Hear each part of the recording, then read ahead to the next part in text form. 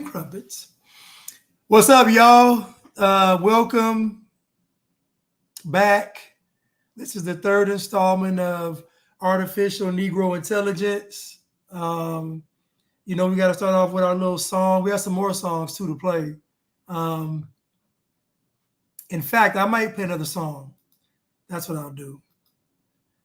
I'll go to another song.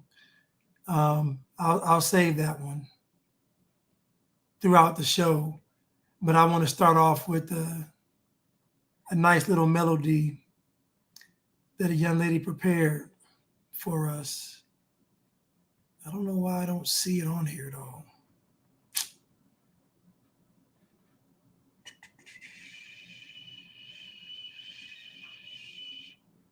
I don't know why I don't see it, y'all. Oh man, where is that song? Let me go to this folder. Just give me 1 second, y'all.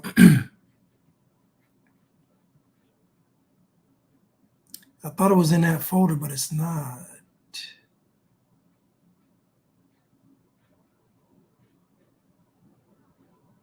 Why can't I find this? It has to be in this folder because I had it pulled up last time. Oh my goodness. Why can't I find this song? Shh. Give me 1 more second. I'm sorry, y'all.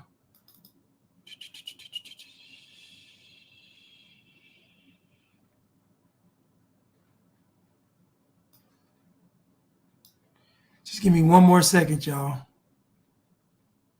I found it. Here we go. My first 9 months of it. No, that's not it. Y'all look alike on these small screens. I'm sorry. These small little boxes, y'all look alike.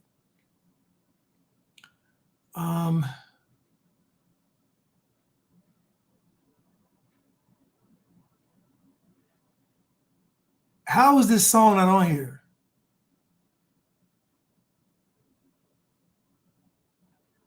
When I know I had this.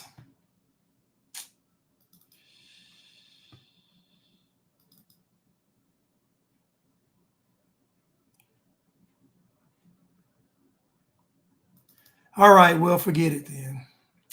Oh, here it goes. It had its own separate folder. My bad, y'all. Look, I outsmarted myself, y'all. I set it to the side and outsmarted myself. Sorry about that, you all. Okay, let's get started. I'm sorry. Earth is ghetto, I wanna leave, can you beam me up? I'm out on the street by the corner store, you know, the one on 15th. Got a bright shirt on, so I'm easy to see. I've been down here stranded indefinitely. I can't reach my planet, but I need to leave. You should see these people, it's hard to believe how they treat each other. It's hard to conceive. Oh, Earth is ghetto, I wanna leave. Oh, Earth is ghetto, I wanna leave. I wanna leave.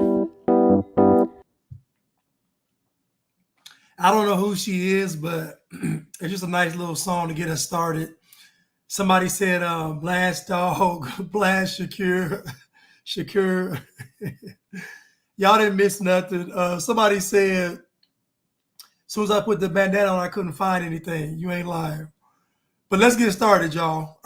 So here goes a myth that Black people were forced to do crack, meaning that when crack went to the Black community, Black people were, under such conditions where they had to do crack. They put the drugs in the community and Black folks had to smoke it. They brought the guns in there and Black folks had to shoot them. So we're going to listen to a crackhead from back in that era to see what he has to say about crack and the crack era. Let's see if his environment and his conditions made him want to smoke crack.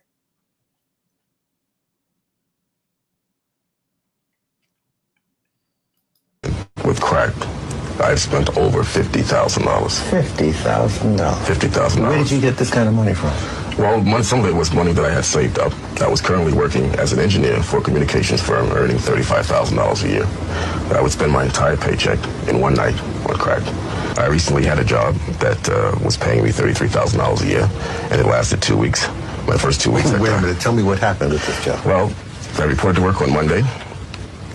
On Tuesday, I made a mistake of stopping at the crack house before I went to work. So I was absent Tuesday. I was absent Wednesday. I figured, well, I better shape up or I won't be here much longer. So Thursday and Friday, I went to work. The following Monday, after a short job I had to do, I said, well, I'll stop for a minute and I'll get one and I'll go back to work. I didn't get back to work till Wednesday. So, of course, by Wednesday, it's... and Friday was my last day. This was a $35,000 a year job? Yes. With an expense account? Yes. Car? Yes. And you just blew it? Just like that. How do you feel about that? Well, I have a portable skill which I could go out tomorrow and get another job if I wanted to. I feel bad about it. Well, I'm into electronics and telecommunications, and I've been in the telecommunications industry about 9 years now. So when I'm not working full-time for an employer, I work for myself, doing consulting and other jobs, installation. Am I to conclude that you're finished with it? No, don't conclude that. I probably now, on the average, spend $100 a day. It's about 2 o'clock now. Have you had any today? Not yet. But Not yet. But you can believe when I leave here, it's probably be my next stop. First interview, I mean, she gave me, and then I gave her some, I do, yeah. So that was a crackhead, and when I was growing up, most of the crackheads weren't crackheads. The majority of crackheads were people that was working, like functioning people. Now, they got to a certain time where they ended up smoking crack, and but most folks wasn't just on the street smoking crack. A lot of people was like him, had a job smoking crack. And so this notion that Black folks were impoverished and their condition made them smoke crack. You see this guy was making $35,000 a year in 1981. He was balling. He was what you would call privileged. He was well-to-do, had a skill set that was rare back then. He would have been making it. He'd have been a millionaire by now. But my point is that he wasn't smoking crack because of his harsh conditions. And again, this goes back to the artificial Negro intelligence. They're telling Black people that Black folk were smoking crack because the conditions were so bad. I knew many of people smoking crack that worked. I knew many of people that smoked crack that had a job. I venture to say there were more people smoking crack that had a job than more people that on the street smoking crack. I'm just being honest. So again, they lied. They created a false narrative. The reason why people do drugs is because something is missing on the inside. They're trying to fill a void. It has nothing to do with poverty. If you notice, these people that are in charge always try to link everything to poverty. And then they tell you the reason why there's poverty is because capitalism. Think about the psychology behind it. They tell you that poverty is the problem, Poverty is the problem. But to fix the problem of poverty, we got to fix capitalism, i.e., we got to implement communism. You see how that works? So if you notice, they tie every ill of a person to poverty, as if all Black folks were impoverished. On the show we did months back, when Jamal Bryant got in front of his congregation and just told a bold-faced lie and said that 8% of Black people owned a home, which is a bold-faced lie from the Satan himself. But I don't imagine that Jamal Bryant deals with context. Just how we saw that Ben Crump couldn't read, Jamal Bryant don't understand. Like what I'm telling you is that most Black folks you see in a position that's a higher status, they don't have very good cognitive skills. They just don't. They're not there because of their skills and aptitude. They're there because somebody put them there. Somebody wants them there. Anyway, we went through the numbers a few shows back, and we discovered that 58% of Black people that were 18 and over owned a home. 58% owned a home. So that means that the majority of Black people are not impoverished. It's a lie. So this crackhead, articulate, speaking so eloquently, is letting you know how he supplied his crack habit. And he supplied his crack habit from a career that he got where he earned a degree. Let's play it again. My first 9 months of involvement with crack, I've spent over $50,000. $50,000. $50,000. Where did you get this kind of money from? Well, some of it was money that I had saved up. I was currently working as an engineer for a communications firm, earning $35,000 a year.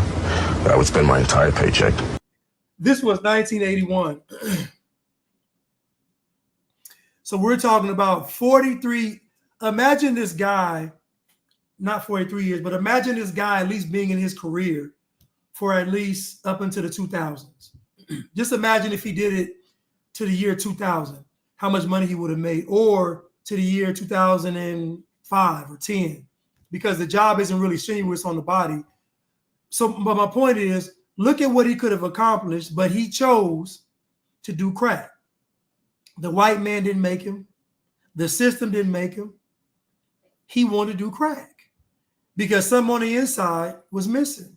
And I imagine when he was younger, he used to go to his mother or go to his dad or go to his family and say, listen, I don't feel right. I want to talk to somebody. He told him, boy, shut up, go in there and play. Like, I just know how black folks are. Black folks don't do good when it comes to details, to details and dotting I's and crossing T's, So I can imagine that he probably was a child genius. And obviously, if he was a genius, he was shunned by his own people. So we know how to tell this tape, go with this guy right here. But my point is, poverty didn't make him do crack. He wanted to do crack. Anybody that grew up in the black community, knows how black folks are. There's no way that when I'm talking to you all, people think I'm crazy if you grew up in the black community. It's impossible. There's no way you made it out of the black community unscathed. You felt the harsh realities of the black community and black culture before you left. So when I'm talking to people and they act all surprised and shocked, I know they're lying. But let's continue. Hold on, let me give a shout out real quick. T, happy birthday. Cheers to the 365 of wisdom. Thank you for being so gracious and sharing it, including lots of laughter along the way, keeping you in my prayers. Thank you so much, T, for the generous donations. I really appreciate it. Thank you so much. I'm honored. I'm truly blessed. Thank you, T. And thank you, Vintage Goods Willie. He called him Tyrone Biggums. Tyrone Biggums, that's funny. But thank you too, Willie. I really love y'all. Thank y'all so much for showing me so much love.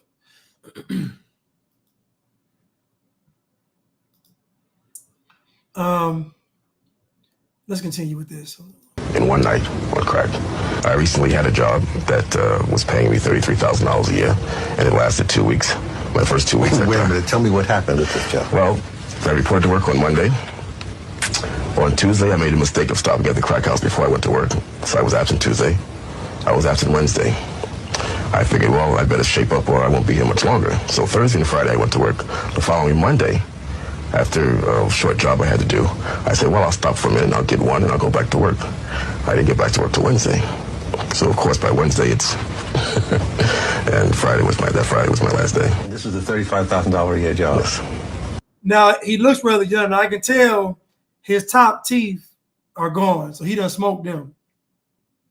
You could always tell a smoker because one of the teeth will be brown, or two will be brown, where the pipe is so hot, it burns the teeth. So, but you usually know because it makes their teeth fall out. You can see his whole top rack is partials or dentures. But you can hear him. It wasn't poverty. It wasn't the system. He wanted something was missing on the inside. With an expense account? Yes. Car? Yes. And you just blew it. Just like that. How do you feel? Now he's at a job with an expense account, company card, and a car. This is 1981, people. This is Ronald Reagan. Now, this is when Ronald Reagan is president, And they're telling you that Reaganomics destroyed black people. But as we can see, this black guy from the hood, I imagine, making $35,000 a year in 1981, expense account and company car, and a skill set that will last a lifetime, he chose to do crack. So clearly, the crack epidemic wasn't based on poverty. It just wasn't. If folks want to get high, they're going to get high. It's not based on socioeconomic status. It's based on usually when folks do drugs, there's something missing. Let's continue. About that. Well, I have a portable skill which I could go out tomorrow and get another job if I wanted to. I feel bad about it. Well, I'm into electronics and telecommunications, and I've been in the telecommunications industry about 9 years now. So when I'm not working full-time for an employer, I work for myself, doing consulting and other jobs, installation. Am I to conclude that you're finished with it? No, don't conclude that. I probably now, on the average. Don't conclude that. I'm finna smoke. Do not listen. I want to give a shout out to Iretha for the Cash App. Thank you, Iretha, so much. I don't think I've ever just formally, giving you a thanks for that. But thank you so much, Iretha, for the Cash App. I really appreciate it. Thank you so much. And Jason as well. Thank you so much for giving me the Cash App. But Aretha does all the time. And thank you so much, Aretha. My grandmother on my dad's side is named Aretha. So we call her Grandma Aretha, but her name's Iretha, but my grandma Aretha, anyway. I remember my Grandma Aretha, she used to make, in the summertime, I remember maybe I was about 6, and I used to have to go stay over there for the summertime. My mom wanted me to get close with my dad's side of the family, and I used to hate going over there, because they live in a different neighborhood, and so because I was on another neighborhood on another side of town, when I went over there, the kids want to fight me.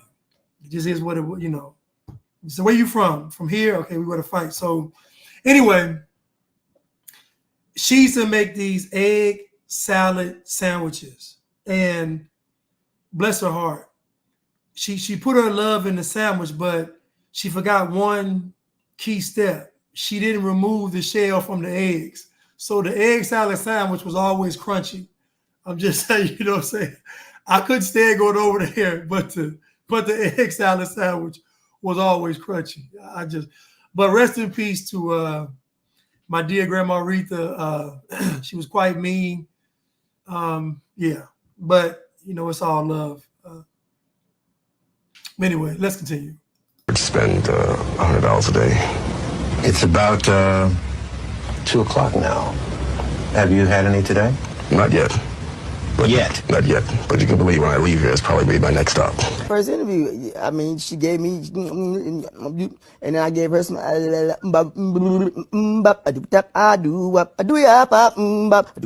do, yeah.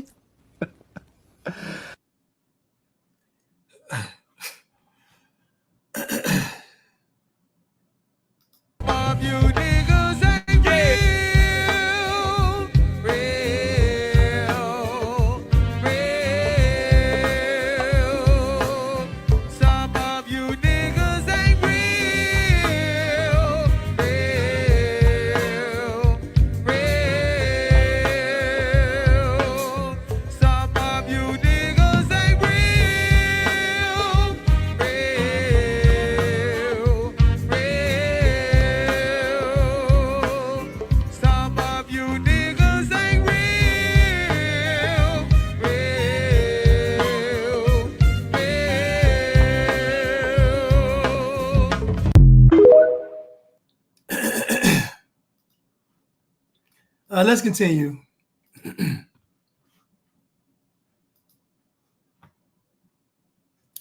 Let's continue.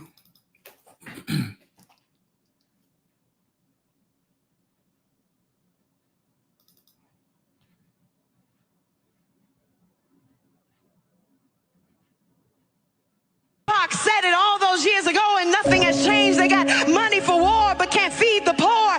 Where the party that sits in power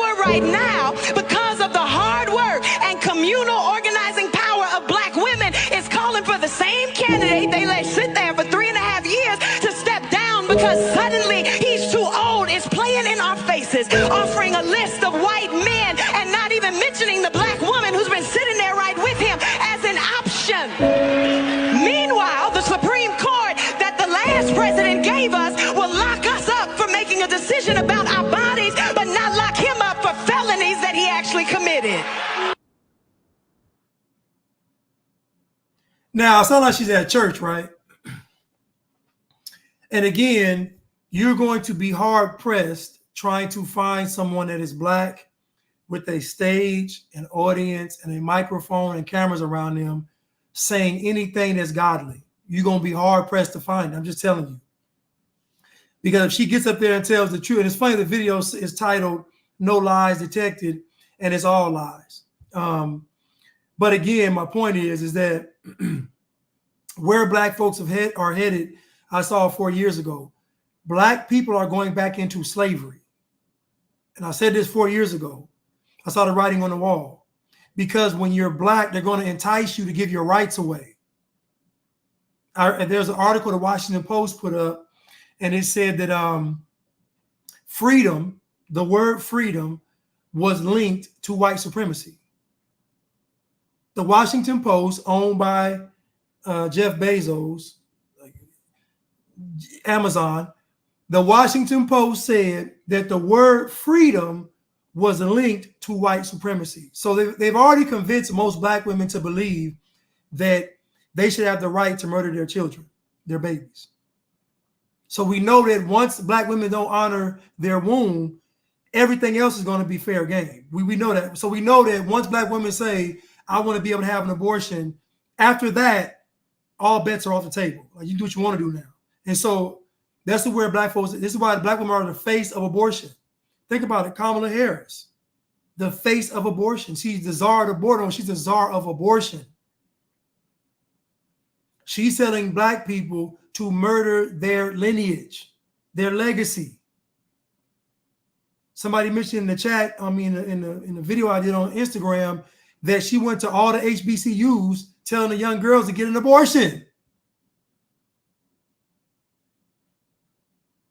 So again, the issue that black people really have with me is not what I'm saying. What I'm saying isn't that crazy. Black folks have a problem that I distance myself from the culture. So they don't mind me talking like this just as long as I remain black. Like Charleston White says some things I say. There are a few other guys say some things that I say. They don't really care. The fact that I do like this, I'm not with y'all, that's what gets black folks upset. It ain't what I'm saying. It's the fact that I say I'm not black. Think about it. My number one critique is you are black and these white folks will never accept you. That my number one critique of me is you're black and these white folks aren't going to accept you. That's what they always tell me. So they believe that because I'm saying I'm not black, that I'm going to white. That's already programming. To believe you only have two options is programming. For me to say I'm not black and for you to say that means you're trying to be white is insane.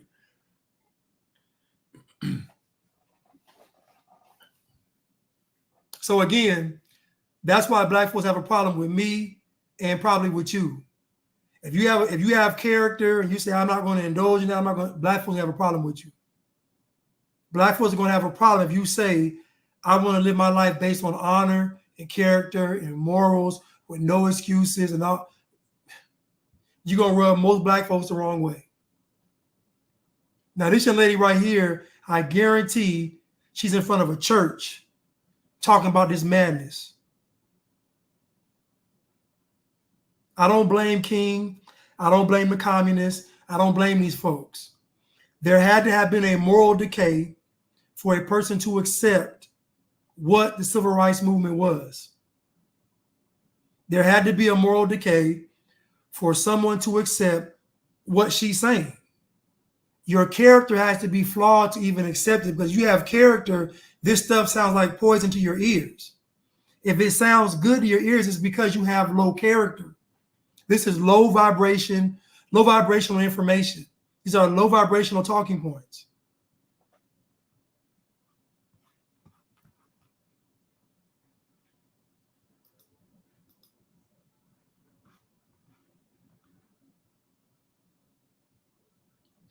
But let's continue.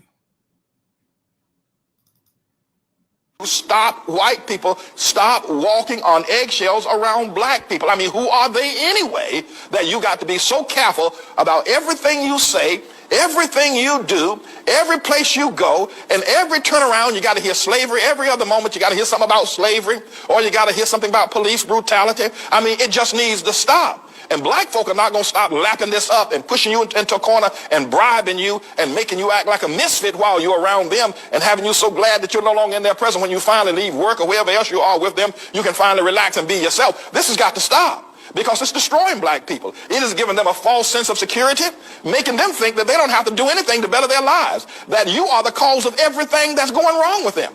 Now, if you white folk are tired, if you're sick and tired of hearing black folk blame you for everything that's wrong with them, stop acting like you are wrong. You are the blame. You are the reason for everything that's wrong with black folk. You're not. So stop acting to give God the glory. So I'm going to play it again, but now Pastor Manning is going to be off on some things, but he's going to be right on some things. But he is black, and so he will be double-minded. So this will be a constant tug of war. This will be a constant flip-flop, and this will be a constant contradiction. It's just he's black. He hasn't let black go. But this is a video from Leah Love online, in fact. But what he's saying is spot on, and the problem is that white people got soft. So what white folks did was white people said, these people believe I'm the problem. Because I can't convince them that I'm not, I'm going to acquiesce to what they want, because what they want isn't that bad. What white folks didn't realize was that black folks were lying. Black people know why they messed up. It's not white people. Black folks know why. Why do you think when black folks get some money, they leave the hood, they leave their neighborhood? There's a reason. When black people get some money, they distance themselves even from their family. When black people get money, not only do they move away, but they distance themselves even from their own family. So this notion that white people are the cause of black folks' anguish is a lie. The moment white people started actually caring about what black folks were saying, America went downhill. America went downhill. Black people lie. Black people lie. Black folks make up stories on social media. Black folks lie at the job. Black people lie. And they lie in an instant, because in black culture, it's okay to lie. I venture to say that to be a part of black culture, you must lie. Otherwise, you can't be a part of black culture being honest and forthright. You're crazy.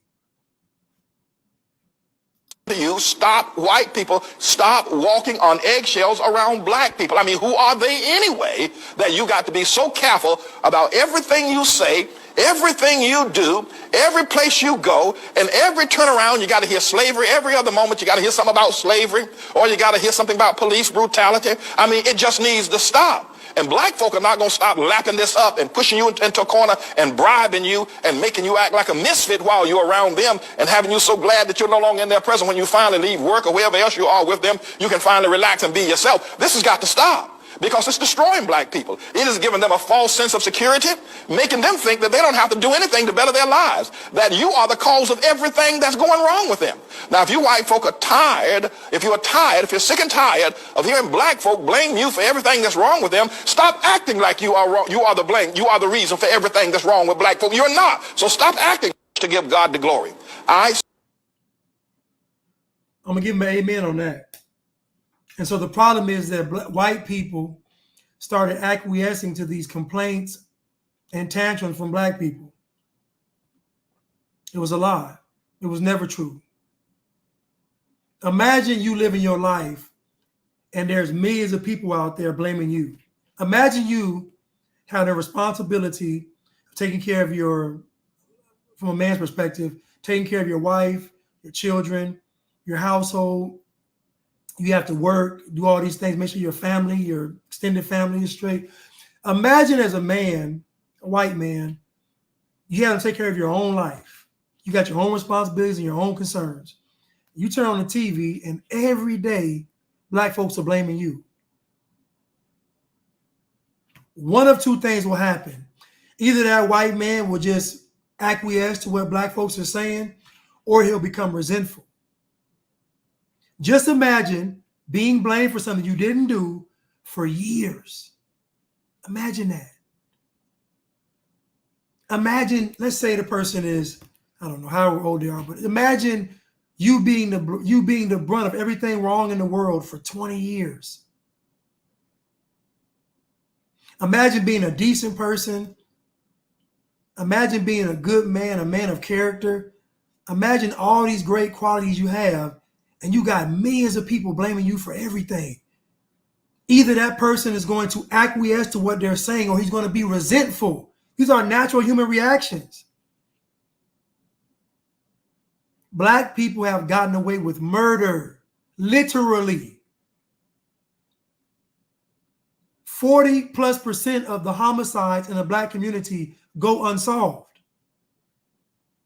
So out of every 10 murders, 4 people are getting away. And the other 6 that got caught, they were just so dumb. That's how they got caught. They were just so stupid.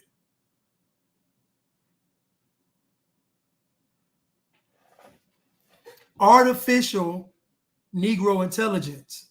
The black experience isn't real. It is based on a program. We have been programmed since birth. We don't know a life without this bliggity black rhetoric. We don't know it. We don't know a life without black culture. We don't know a life without all of this stuff already being set in stone. MLK was a great man. Malcolm X is a great man. They both lacked character. The worst thing they could have did was in that movie play where the CIA said, or the FBI said, this man's like a saint.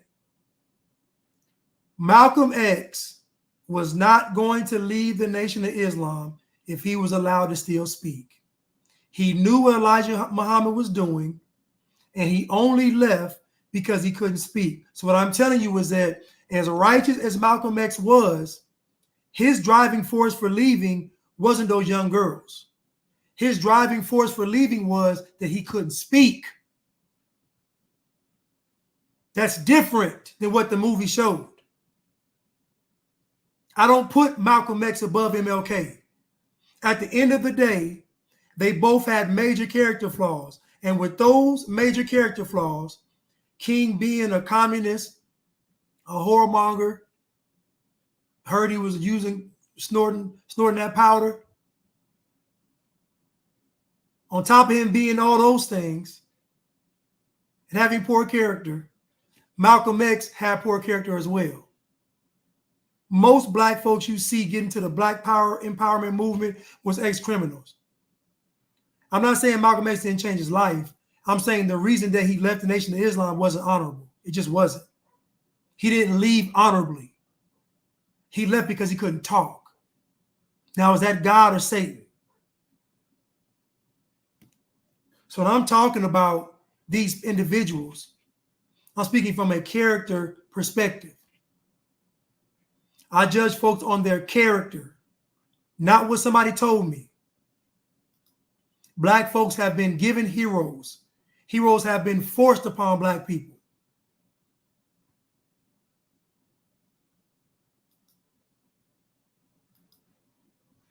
Let's continue.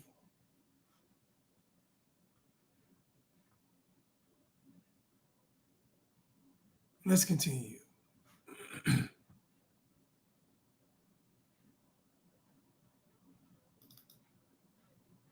Start by addressing the elephant in the room, sir.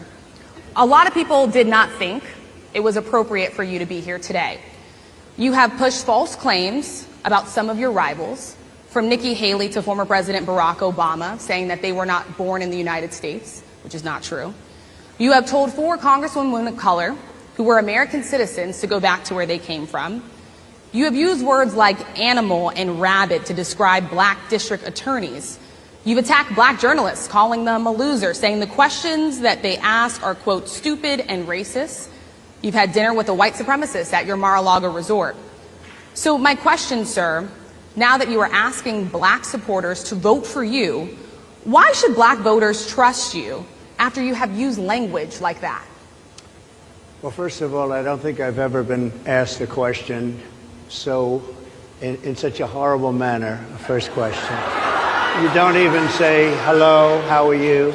Are you with ABC? Because I think they're a fake news network, a terrible network. And I think it's disgraceful that I came here in good spirit. I love the black population of this country. I've done so much for the black population of this country, including employment, including opportunity zones with Senator Tim Scott of South Carolina, which is one of the greatest programs ever for black workers and black entrepreneurs. I've done so much, and and I say this, historically black colleges and universities were out of money, they were stone cold broke, and I saved them and I gave them long-term financing, and nobody else was doing it. I think it's a very rude introduction. I don't know exactly why you would do something like that. And let me go a step further. I was invited here, and I was told my opponent, whether it was Biden or Kamala, I was told my opponent was going to be here. It turned out my opponent isn't here. You invited me under false pretense.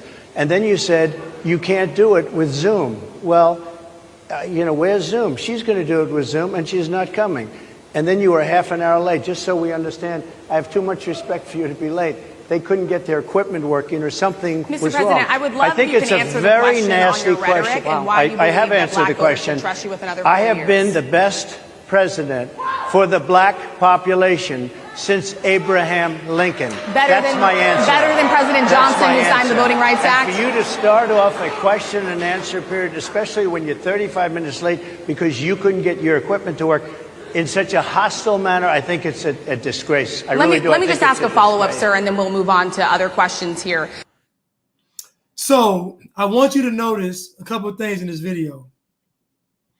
Notice that the crowd was not interrupting him. Notice that everybody is hanging on every word that he says. Think about this. Think about Trump. He is the face of racism, personified in a person is Trump. He's not racist, but I'm saying this is what the Bliggities think. Imagine going into the Bliggities' den of iniquity and imagine them hanging on his every single word. What does that tell you? That tells you that, one, they respect him. And that tells you that, two, they don't believe it. They don't believe it. Why? Because they're waiting to hear his response. If they thought he was a stone cold racist, you know how the Bliggity blacks do when they're in their own space, they'll tear stuff up. You know this. The fact that these people were quiet when he was talking, laughing at what he was saying, cheering what he was saying, lets you know that black folks know this stuff is a lie. They know it. They know he's not racist. Now, she's a journalist and she's supposed to be neutral. Have you ever seen a journalist that was a liberal that was neutral? Back in the day, journalists are supposed to be, you interview somebody, you're supposed to be neutral. But you see, she's one-sided. So y'all invited Trump there on false pretenses, because you know black folks lie. So they lied and they told him, oh, Kamala's going to be there. Now they told him, we can't do Zoom. Now Kamala said she would only do Zoom. So they offered Kamala the Zoom, but told him he had to come in person. Why they want Trump there in person? So they could scold him. And again, this is the anti-white agenda. They thought, and this is what I'm telling y'all right now, the Bible says that 10,000 fell to my right, 1,000 fell to my left. This is how powerful the white man is. In a room full of bliggities, they're hanging on every word. But guess what? This is how powerful a man is that doesn't bend or waver. This is why it doesn't benefit a man to not stand on what he said. It just doesn't. The moment he would have wavered, they would have crucified him. They were waiting to find a chink in the armor. The one thing that Trump does that's good is that when he's asked a question, he answers the question when he wants to.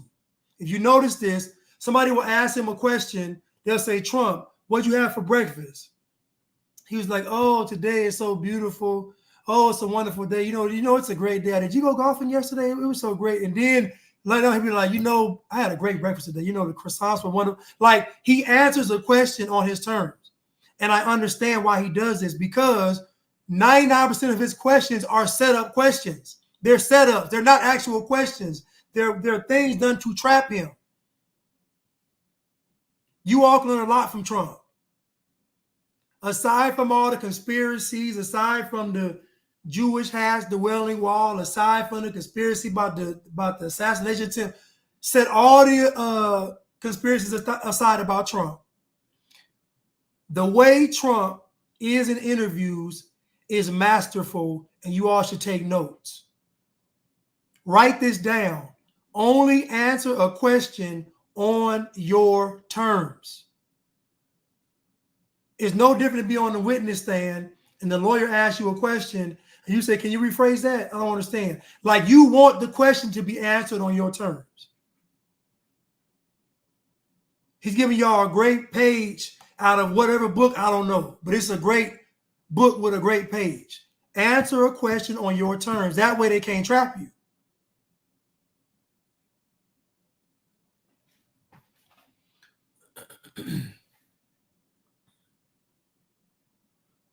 But again, he wasn't disrespectful. He wasn't rude. He just said, you didn't even greet me. She didn't even greet him. So you see, black people are bullies. Somebody mentioned in the chat earlier, black people don't like competition, meaning they only want to go at it with Trump when all the odds are in their favor. But I'm telling you, there's something about a man that stands on his own too. There's something about a man that stands on his own word. You can't waver. I'm not changing my stance. People have to respect that.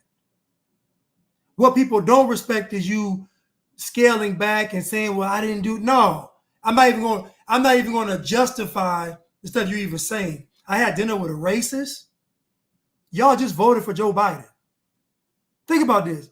Imagine the audacity of a bliggity asking Trump or telling Trump that he had dinner with a racist, and black folks broke the record and voted for Joe Biden, who is a known racist. So again, we can get past the conspiracy theories and see the nuance in what's going on. Trump is teaching you all a valuable lesson on how you answer these questions. It's the same way Christ did. I'm not saying that Trump is Christ. I'm saying they try to jam Christ up the same way.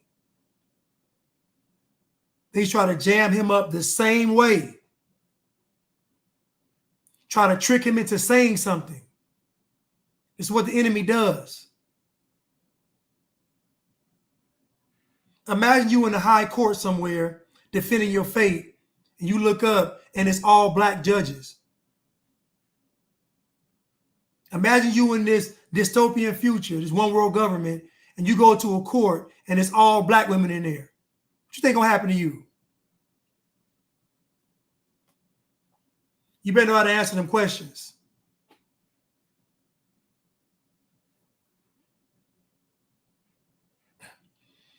Not liking black people is not racist.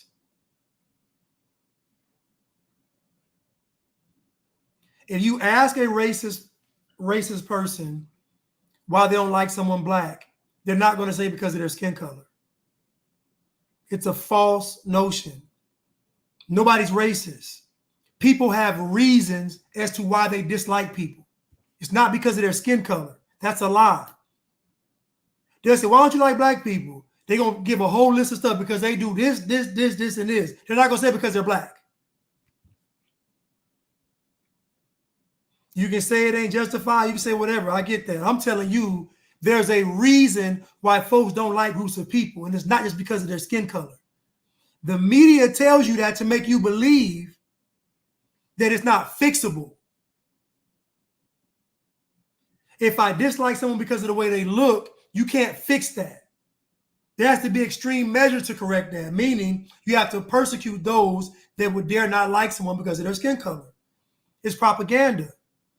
People have reasons as to why they don't like black people. I listened to a dude, he was a KKK member, talking to Jesse Lee Peterson. And he listened to him, and he said he went back to his Klansmen, and he said, you know what? They ain't all the same. He said, I'm listening to this fella, and he kind of sounds like us. That's what the guy said. So the guy went back to the show, and the guy's like, listen, Jesse, I had it wrong. He said it's never been about race. He said it's been about culture. You see, to the average person, they can't separate culture from a person's appearance. If white people indulge in black culture, they have the same fate. If Hispanics indulge in black culture, they have the same fate. If Asians indulge in black culture, they have the same fate. If immigrants indulge in black culture, they will have the same fate. It is not about race. And so the Klansmen listening to Jesse Lee Peterson had an epiphany. And he said, honestly, man, he said, I can't even say that all black people are anything. He said, because you're not. He said, I actually don't have a problem with people because they're black. This is what he said. This is a Klansman. So what I'm telling you is, when a man is walking in his purpose and he has conviction, lives get changed. The reason why the left is winning like they are is because men are not walking around with conviction. When they look to see hope, all they see is weak, beta, broke back, spineless, simp men. That's all they see. They see those men elevated. So when the average person sees the so-called honorable men behaving like cowards, then they get a hall pass too. Because if the honorable man is doing it, then I can't be judged. So I like what Trump did from that clip, going there and checking that young lady, which is what most folks would be afraid to do.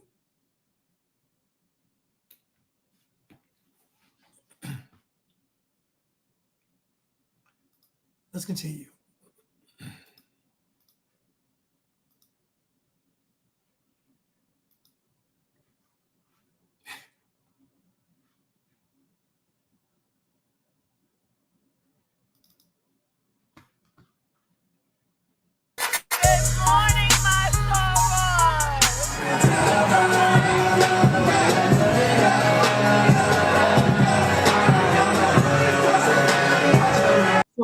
So black people have lowered the bar for blackness when it's come to Kamala. So black folks are saying that if you go to an HBCU and you pledge a black sorority, then you are black. So let's see if this applies.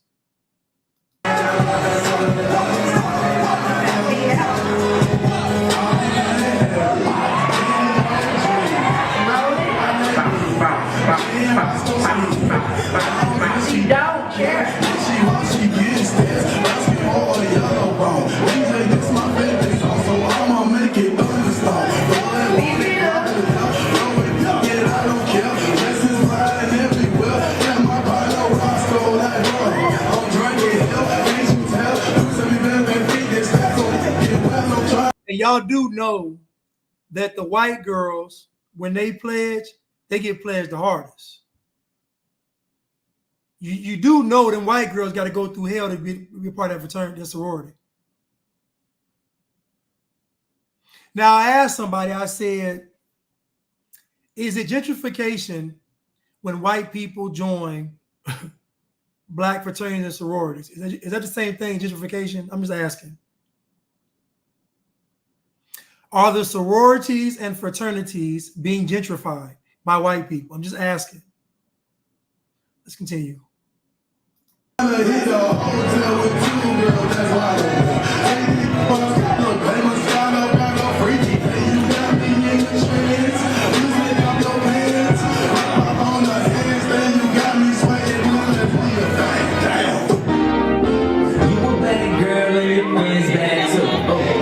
Well, they hated them white girls online. Their hair was real. Ooh, my goodness. I'm surprised they didn't cut it. I'm surprised they didn't. I'm surprised them white girls didn't come out bald head like Britney Spears. Them white, listen, I always say this. White people are courageous. That's just in there. You'll never hear about somebody black being mauled by a grizzly. You'll never hear about somebody black being killed by a killer whale. You'll never hear this. White folks die the most extravagant deaths. Top of Mount Everest, eaten by a killer whale, attacked by, like, the way white folks die is glorious. White folks die scaling a building. Black folks die, Pookie done shot them 3 times. Like, black folks die the worst deaths imaginable. Black folks die horrendous death. Diabetes, clogged arteries. Black folks die overdose. Black folks die horrible deaths. But these white girls' hair is real. Surprised they didn't cut it.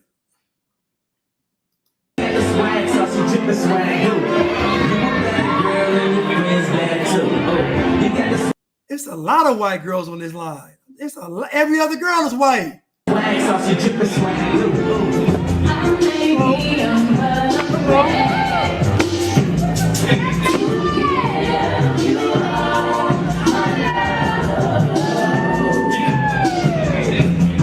Those white girls they had the pick of the litter.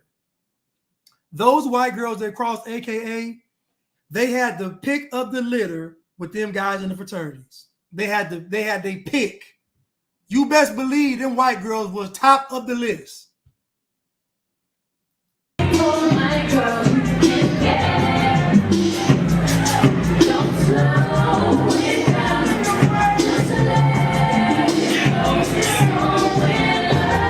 Christina said it must be a DEI line.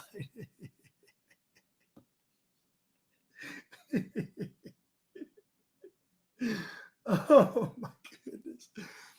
Yeah, it must be a DEI. They done reversed it.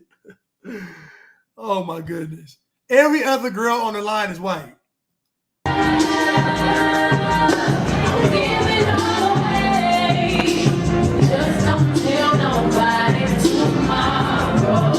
Now, I will say this. When I was in college, most of the AKAs had their real hair. When I was in college, most AKAs had real hair. Now, you know, like the Zetas, bald-headed, SG Rolls, hit or miss, Deltas, but the AKAs usually had they real hair.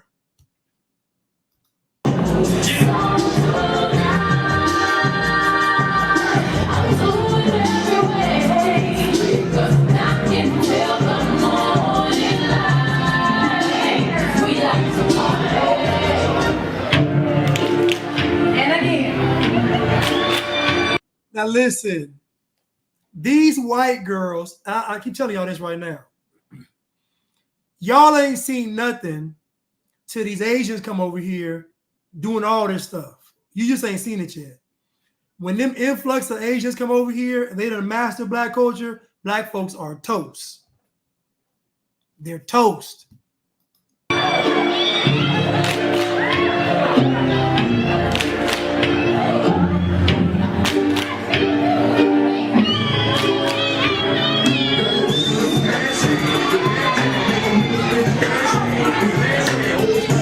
And them white girls, they put their heart and soul into this. Them white girls earned this. Those white girls earned this place in this sorority. Because I know they got treated like, I know they got the worst treatment. I know.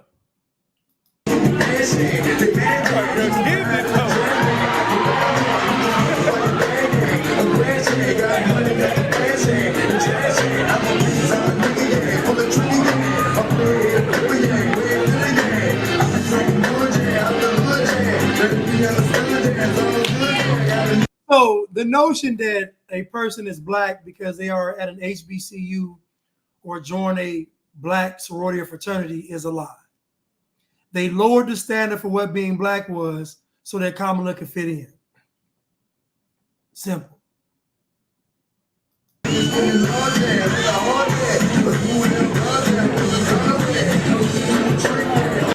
Crystal says that at Howard, most of the AKAs look like Kamala. I believe it.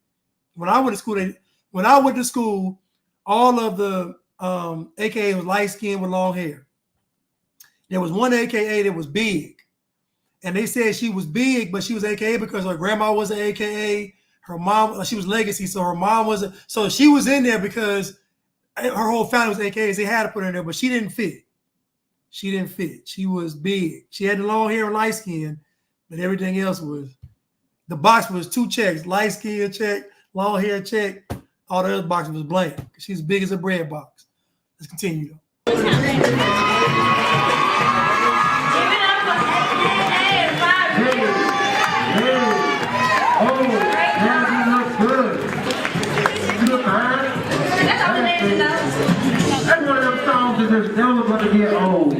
Listen, those are real white girls. Those aren't them white girls. Those are real Scandinavian from the plains of Nova Scotia white girls.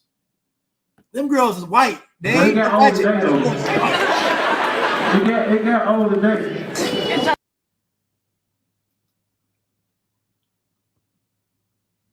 Anyway, hold on one second, y'all.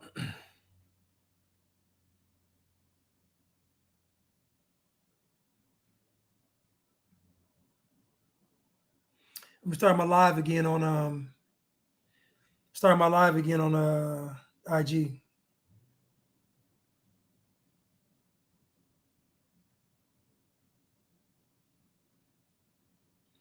But yeah, them white girls had to earn it though. Them white girls had to earn it, boy.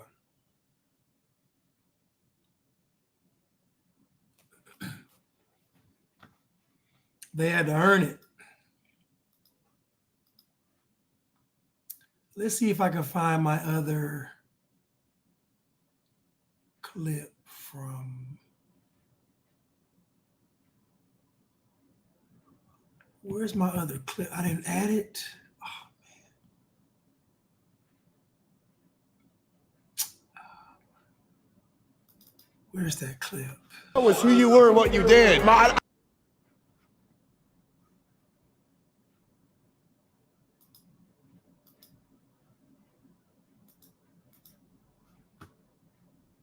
Okay, now this is viral online, and everybody's saying this is racism. So we're going to watch it and we'll see this racism. Somebody said Nordic white women. Listen, I'm just saying there's white and then there's white, like pure, pure white, like from the Swiss Alps, white, There's different levels of, you either this or so.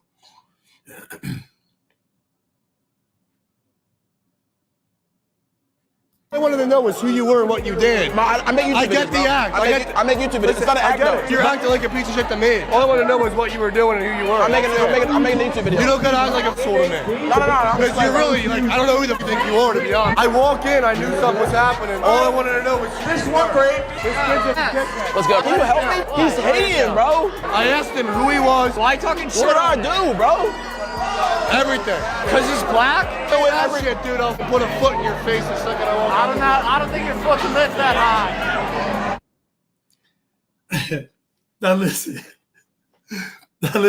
That look he gave him, this look, this is the, listen. Face the second I walk. I don't think your foot can lift that high. Listen, that look right there, this look, this is where in the white mind they're contemplating, this is the look. He's like, okay, should I kick this dude right now? Like, this is what he's thinking. This look right here, oh yeah. That's the oh yeah. That's the oh yeah look. Oh yeah. Now I'm gonna play it again, but basically, there's a YouTuber in here, and the guy asked me, he's like, "Who are you? Like, what do you like? Who are you?" Because again, he has cameras in there. He's obviously a sore thumb in there. So he's asked him like, "Who are you? What are you doing?" And I know the guy got an attitude with him. He didn't want to answer him. Listen, I know how he approached this dude. Because the first thing the dude said was, I was just asking you who you were. You had to be a, a-hole to me. But that look right there is a challenge accepted look.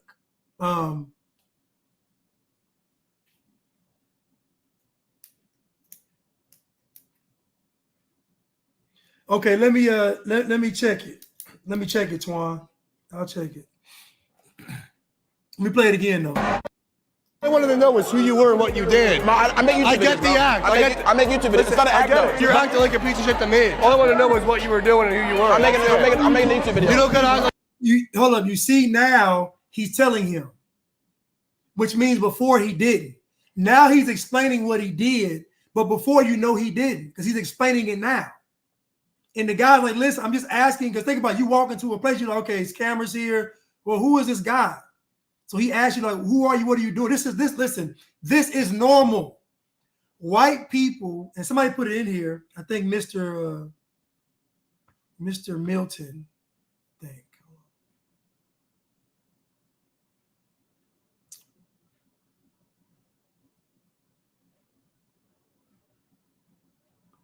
Yeah, Mr. Milton said, just because someone white disagrees with you doesn't mean they're racist.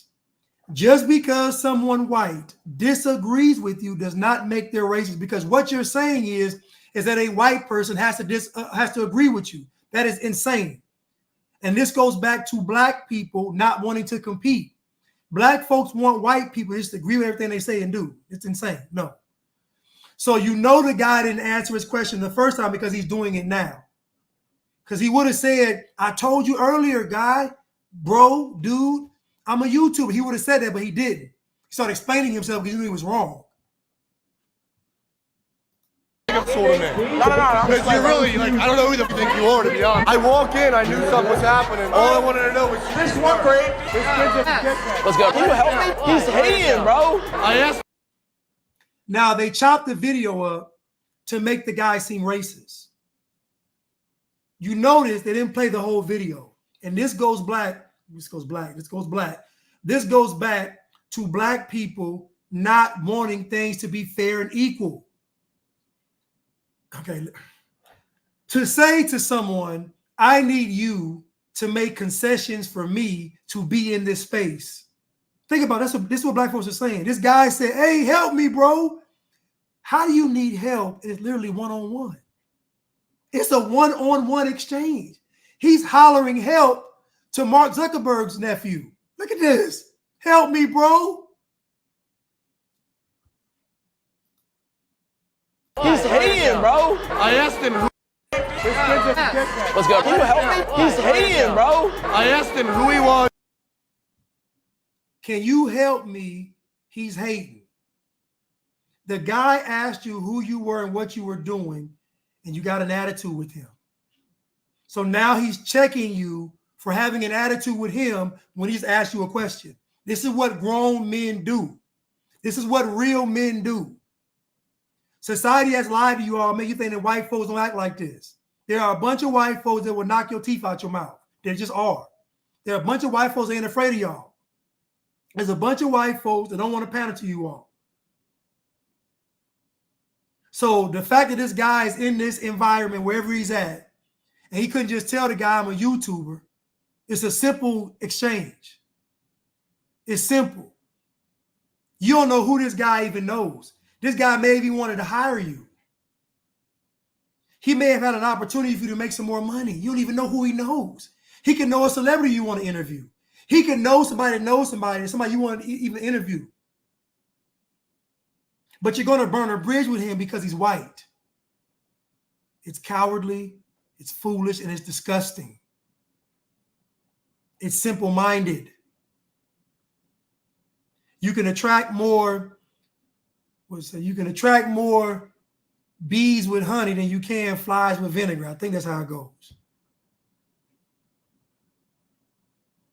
Why talking shit? What did I do, bro? Everything. Because he's black? Doing that shit, dude. I'll put a foot in your face the second I walk out. I don't think your foot can lift that high. Listen, that turnaround, man, listen. But anyway, this isn't about race. It's about respect. And the problem is that black men aren't around enough real men because most black men aren't real. They're cowards. They're weak. Most black men believe the white man's oppressing them. So by default, most black men are weak. So most black men don't grow up around real black men. They don't. The days of my grandfather, my uncle, them days are over with. The examples that young black boys have today are weak black men. The examples that young black men have today are black men that will vote for Kamala Harris. Think about that. Think about a 5-year-old kid and his dad's like, put this shirt on, son, and the shirt says, we love Kamala. If I was 5 years old, I would have spilled juice all over that shirt on purpose. I'd just spilled juice on it.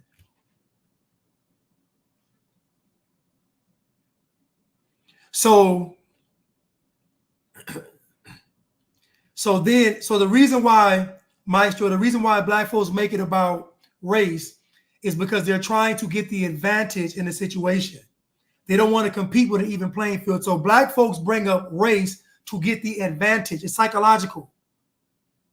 Black folks know if I bring up race, then I become the person on top now. It's a wicked and evil tactic that black folks often play.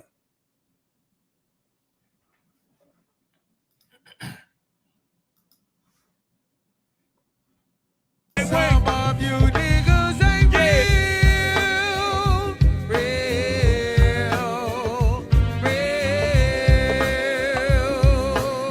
Some of you niggas ain't real.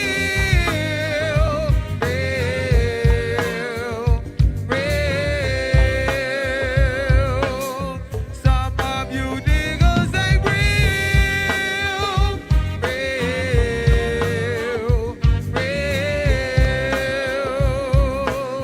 Some of you niggas ain't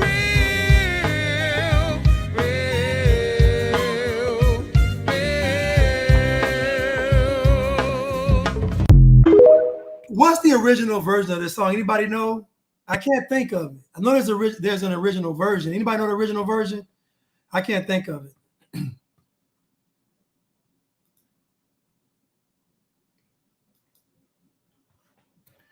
I cannot think of it.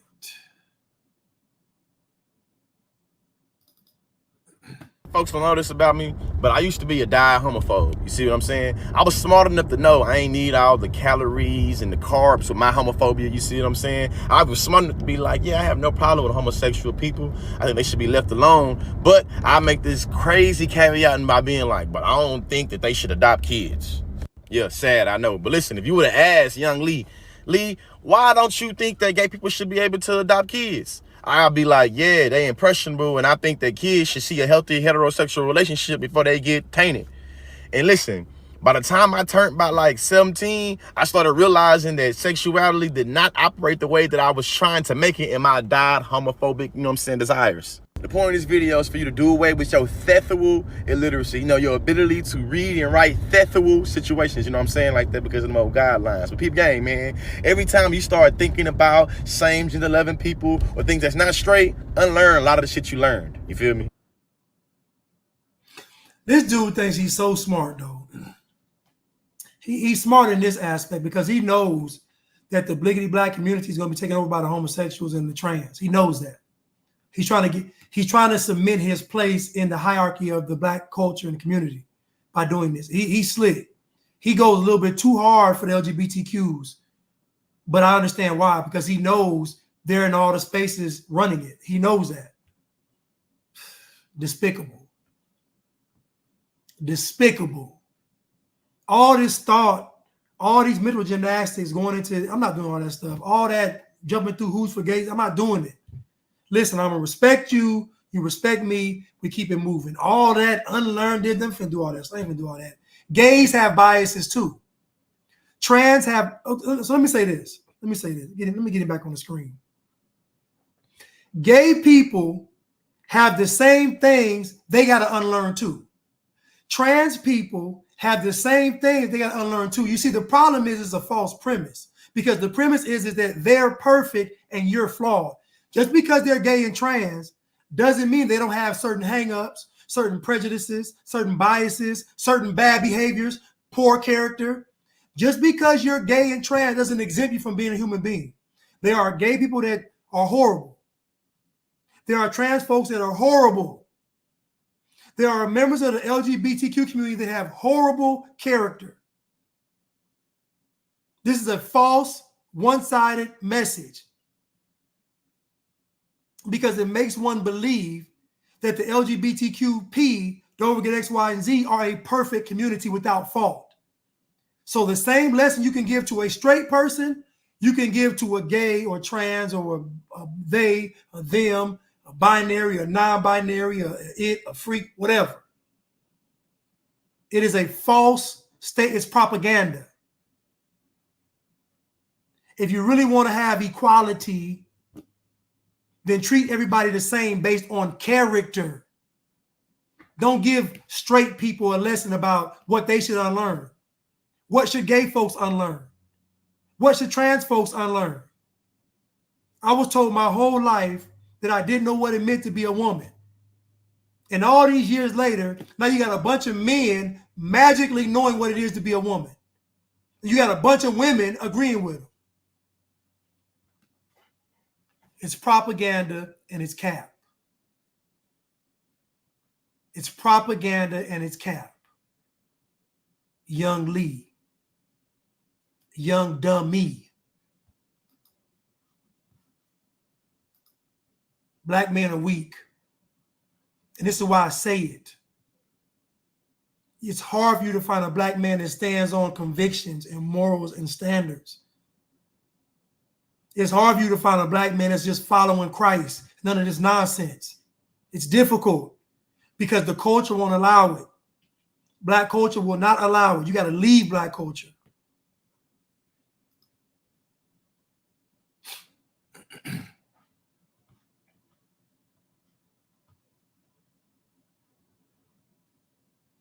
What is this?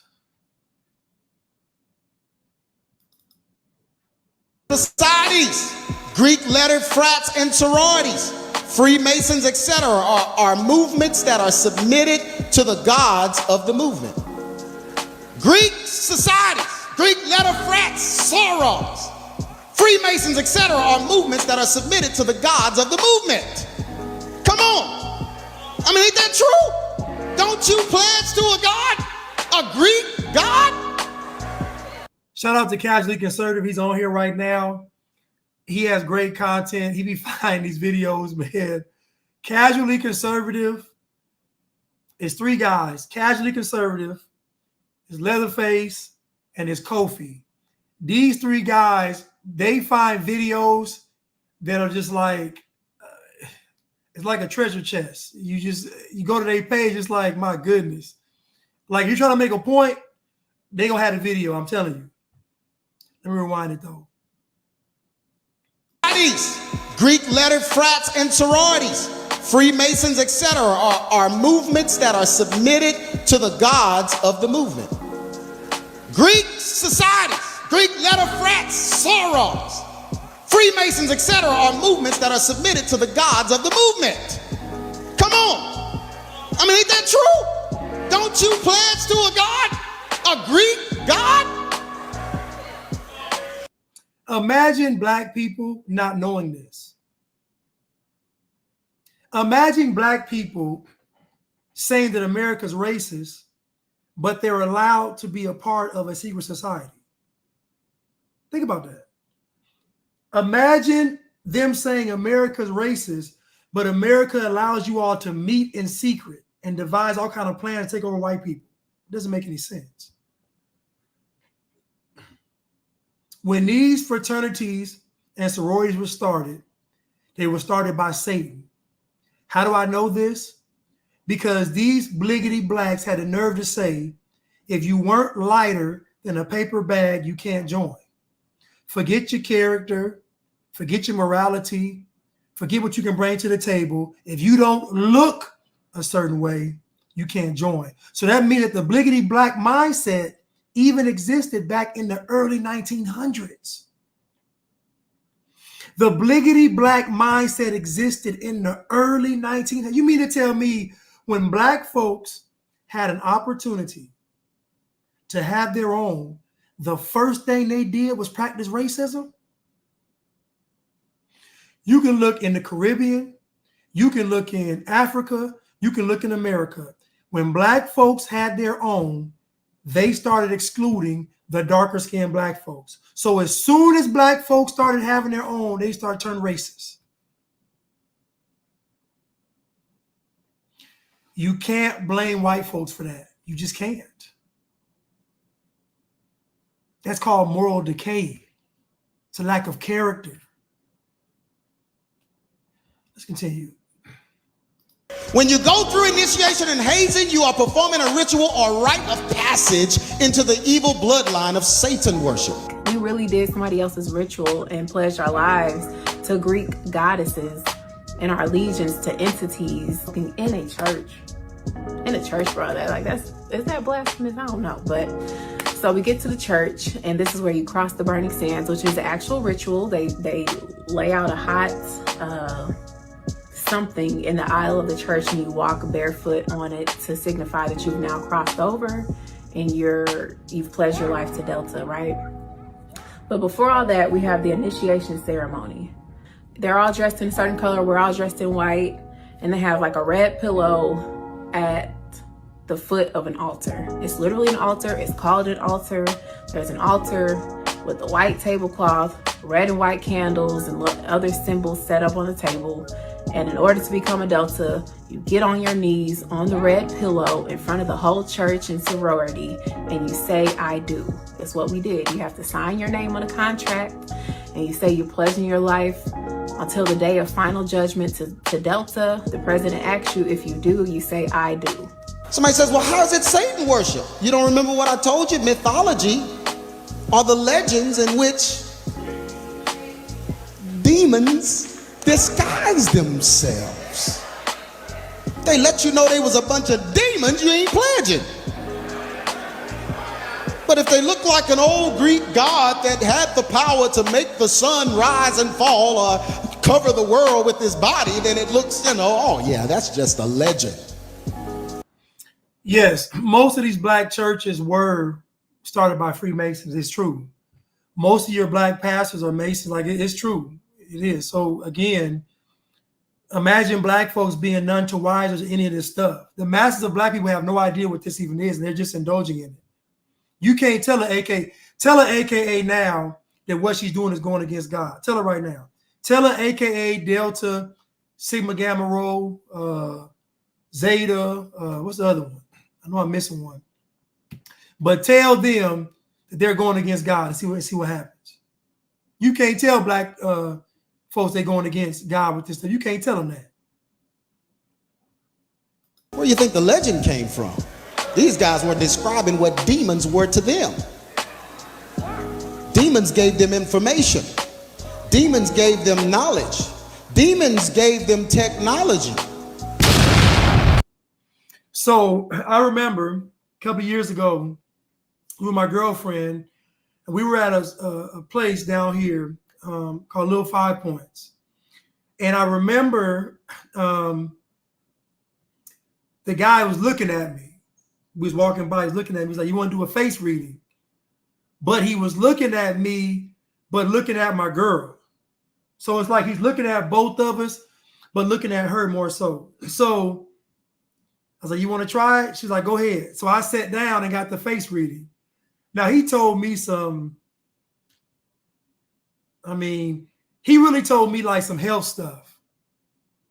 he was like, you need to clean your kidneys out or something. I don't know. He said something about my kidneys. I don't know. Something about my kidneys. I don't know.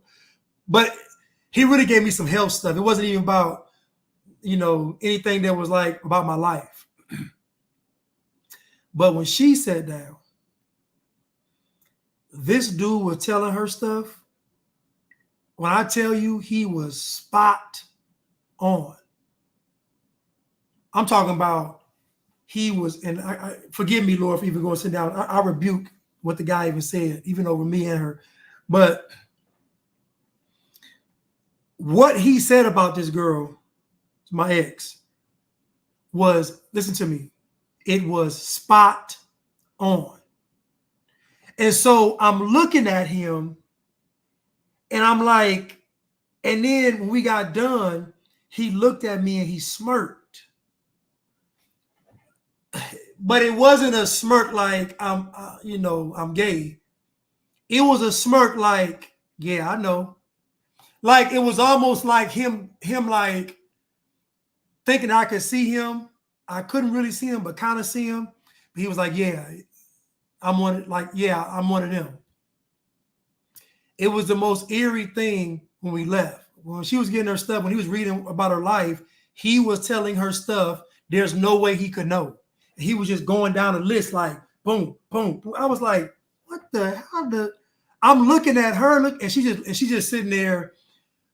She's sitting there stone face because she knows what he's saying is 100% true because I know it's true. When we got up and left, I said, man, everything you said was the truth. That's crazy. And then something dawned on me and said, like, man, how can he know that? I looked back and he looked at me and he gave me the most sinister smirk. Now I realize that the reason he knew all that stuff was because he had a demon. See, a demon give them information. So this person has a demon, and then she probably had a demon. They start communicating. Demons communicate, and so that's really what it was. The demons communicated.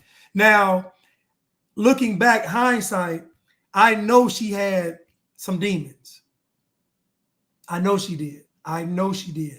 Not saying she was a bad person, but I remember she used to say she might be arguing with me, and then she would come back like maybe 10 minutes later. She was like, I'm sorry. She's like, I knew you were right. She said, I just wanted to be right. I was like, I said, why are you doing that? I just wanted to be right. Like she would literally just, it was the weirdest thing. But she would come back and say, I'm sorry, I don't know why I keep doing it. One time, I was in the bed. We were in the bed. This is in my backsliding days. We were in the bed. And I was asleep. And there was this immense heat over my body. Imagine a giant hair dryer going back and forth over your body. And so it woke me up. I popped up. And then my spirit said, look at your phone. I looked at my phone and my phone was lit up. It was like just lit up for no reason, like it was lit up. And so now I took my phone and I put it in the kitchen. Listen to me. I took that phone and I put it in the kitchen. You cannot see the kitchen from the bedroom. You gotta look out the bedroom and then turn left and look down the hall. So I put the phone in the kitchen. My girlfriend was asleep. I went back to sleep. I felt the same heat over my body. Now, on this particular day, I was in my car and I don't know what it was, but I had the most eerie feeling that something was watching me. Not a person, something was watching me. That was that day. I'll never forget it because I was in a parking garage recording a video, and I remember I stopped and I was like, man, I was looking around like it felt like someone was watching. Anyway, so I felt the heat again for the second time. I looked down, my phone's on the side of my bed again, and it's still lit up. So I wake my girlfriend up like, did you move my phone? She was like, I don't know. I was like, what you mean? Now keep in mind, she kept the lights off because if she cut the lights on, she couldn't go back to sleep. So everything was dark when she got up. Even to go to the bathroom, she would just walk in the dark, go to the bathroom, and come back to bed. Like she wouldn't cut any lights on, no lights. So I know she couldn't have seen nothing from the kitchen. Even my phone did light up, she couldn't even seen it. So she said she doesn't know. She doesn't know. I said, did you grab the phone? Yes or no? She said, I don't know. She said, maybe I did, but I don't know why I grabbed it. I said, listen. That's what I told her. I said, these folks trying to kill me. Do not touch my phone. They're trying to kill me. I'm telling you, leave my phone alone. So I cut my phone off and I put it back in the kitchen. Now, I believe in my heart of hearts, she did not know she grabbed that phone. But I do believe that something made her go get up and walk in the dark and go grab that phone. So when he's talking about the demons and stuff, I saw that with that guy that read, he was a face reader. Go figure, I don't know. But anyway, this is my story on, I guess, my demon experience. Well, I think it's a demon experience.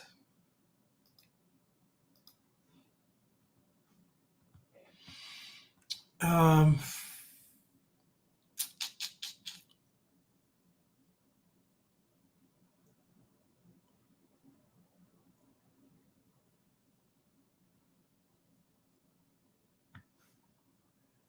me play this one. I'm going to do the rest of them on Saturday. Yeah, I think it's a great idea. But I mean, listen, I don't think we lack for great ideas. As I've said many times, we've been having great ideas for decades. The problem is that Congress has not had the courage to act. And that is why, from the beginning, I have said, my agenda includes attempting to get Congress to act, but if they don't within the first 100 days of my administration, I'm going to take executive action. Because what we need is action. Okay, let me pause that for 1 second. Let me, so Tierra asked, did she get into witchcraft or was she in a sorority? Was anyone in her family into witchcraft? So what I've found over the past probably 5 years is that a lot of Black women on the outside appear to be Christians, but they engage in a lot of stuff that is very satanic and demonic in private. So because, how can I say this? A lot of Black women don't rely on the Bible for their information. They're very impressionable when it comes to the world. So most Black women are willing to try something that they believe worked. So if a Black woman tells another Black woman, listen, I did this chant, I set this altar up, and I drunk this whatever, most Black women will try it.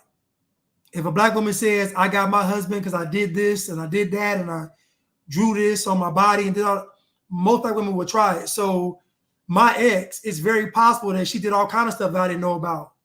It's possible. Because I found out that a lot of Black women do this witchcraft. They do it. Now, they're not going to say it, but behind closed doors, they do a lot of witchcraft and demonic stuff. They just do. So, yeah, she probably did do something. And again, her family probably did something. Her sister, yeah, they probably did a lot of stuff. Yeah, I wouldn't doubt it. Remember, somebody told me he had a one-night stand with a girl at the club, and then the next day he went to her IG, and the first thing she had on there was witch. He got scared. He calling his grandma, praying to God. Like, don't get scared now. The first thing he saw on her page was witch. The second thing, spellcaster. I'm like, okay, better be careful. You can have an STD, a sexually transmitted demon. Not disease. Disease is one problem. You can have a sexually transmitted demon. You got to be careful who you're sleeping with, because these women and some of these men are involved in all kinds of manner of witchcraft and debauchery. You don't know what kind of spirits and demons you bring into that bedroom, into your temple. I'm just telling y'all right now. So it's best you wait till marriage. Yes, sororities are. Yoga is a gateway, exactly. Astrology, all of it. If it ain't dealing with Christ, it's dealing with Satan. Your gun control agenda? Yeah, I think it's a great idea, but I mean, listen, I don't think we lack for great ideas. As I've said many times, we've been having great ideas for decades. The problem is that Congress has not had the courage to act. And that is why, from the beginning, I have said, my agenda includes attempting to get Congress to act, but if they don't within the first 100 days of my administration, I'm going to take executive action. Because what we need is action. Now imagine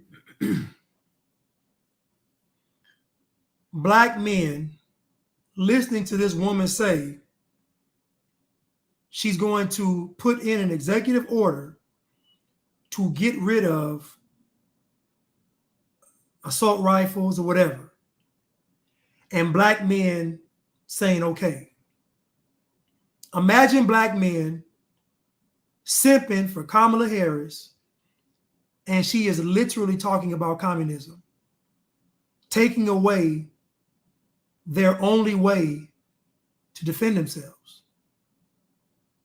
Because you all do know that if she takes away one gun, it'll be another and another and another until there are no more guns.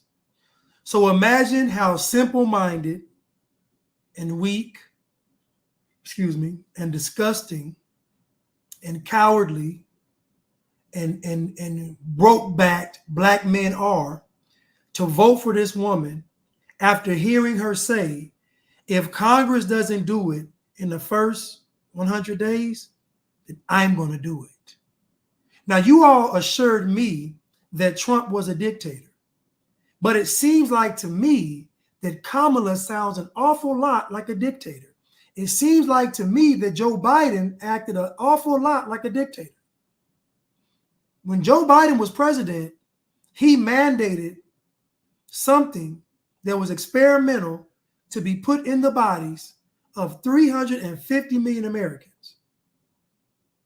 And he colluded with corporate America. He colluded with the labor sector.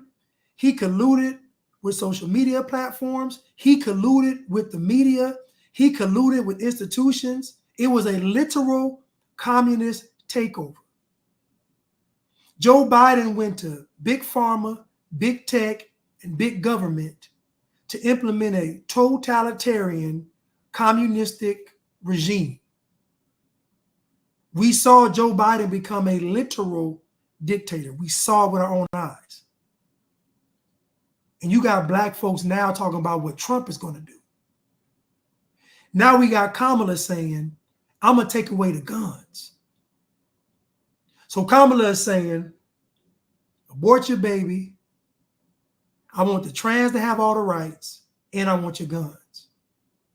Think about that. And black men, I get black women doing it. They don't know any better. They're just as silly as all get out. I'm talking about black men who are supposed to have a security mindset, who are supposed to understand that if I can't defend myself, I can't defend my family. Black men should have enough sense to know if this woman comes for our guns, what is she going to come for next? Black men don't care about any of that. Black men are saying we still want her. It's disgusting. And this is why I call black men weak.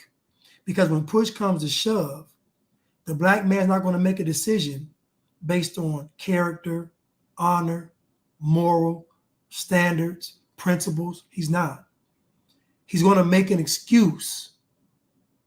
He's going to say, we've never had a woman president. She needs to be one. We never had a black woman president. She needs to be one.